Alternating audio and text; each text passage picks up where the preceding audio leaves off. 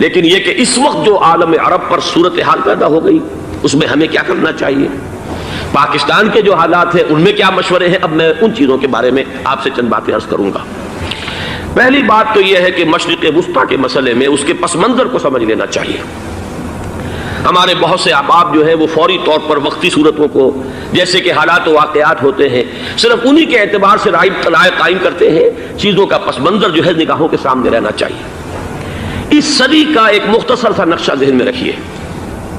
یہ 20ویں صدی کے آغاز کے وقت، جسے ہم پورا کہتے ہیں مڈل ایسٹ، بلکہ صرف مڈل ایسٹ نہیں، پورا شمالی افریقہ سلطنت عثمانیہ کا حصہ تھا، خلافت عثمانیہ۔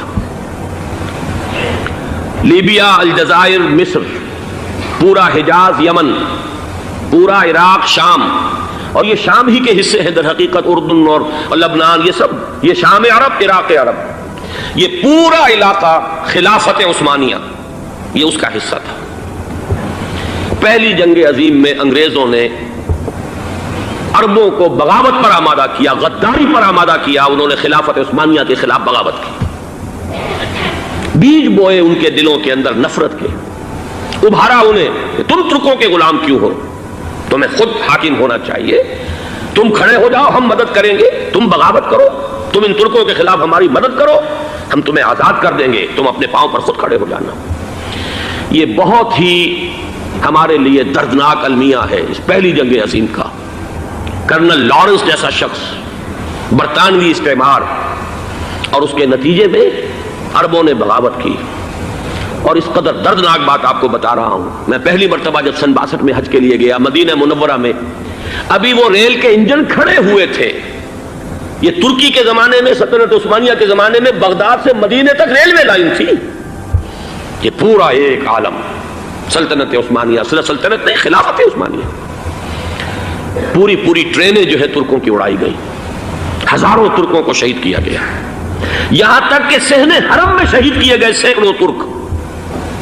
یہ جرم تھوڑے نہیں ہے، معمولی نہیں ہے۔ آج جس کی سزا مل رہی ہے، معلوم ہونا چاہیے کہ وہ جرائم کون کون سے تھے۔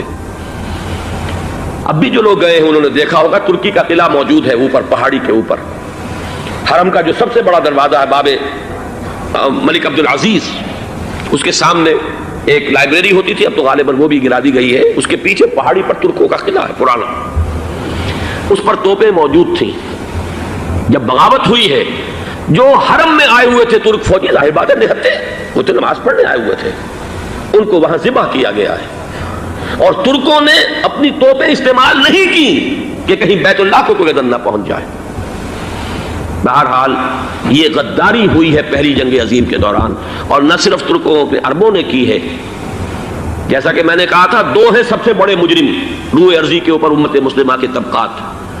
ہمارا پنجابی سپاہی بھی جا کر انگریزوں کی مدد کر کے ایلن بی کو قبضہ جو لے کر دیا بغداد کا،